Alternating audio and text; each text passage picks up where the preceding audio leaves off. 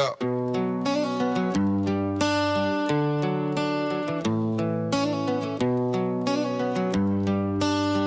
Yeah.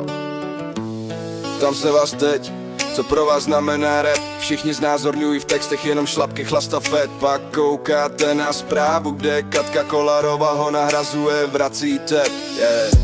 Život jde od 10 k 5, děláme sračky, když máme děti. Život se mi hroutí a s kundama jenom seky, kež bych o tomhle věděl dřív, můj život bych vedl líp. Modlím se za to, abych ještě mladý chcíp, ale ne tak mladý třeba jako byl Lil Peep. Žádná motivace, žádný zájem, když byly zájmy, který měly velkou tíhu. Ale já mám silný nohy, odtáhnu to v pohodě, někam, kde nejsou volby. 10-5 život letí, my jsme jenom děti, co se snaží najít smysl, když se svět už točí proti. Každý den je boj, každý krok je test, ztraceni v tom šonu hledáme ten zbytek cest. Kde je ta vášeň, co nás dřív hnala vpřed? Teď jenom prázdný pohledy a ticho místo věd. Slova ztrácí smysl, činy blednou v šeru, jenom echu minulosti, co nám bere víru.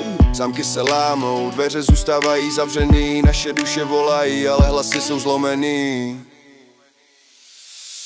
10-5 život letí, my jsme jenom děti, co se snaží najít smysl, když se svět už točí proti. Každý den je boj, každý krok je test, ztraceni v tom šonu hledáme ten zbytek cest. Možná jednou najdem cestu z těchhle temných stínů, možná znovu vzplápolá ten plamen, co teď dřímá. Ale do té doby budem dál jenom snít o lepším zítřku, co nám a tenhle svět slíbí. 10-5 život letí, to je náš úděl, navždy hledat, navždy bojovat, navždy jít dál, i když každý ráno je to samé znova.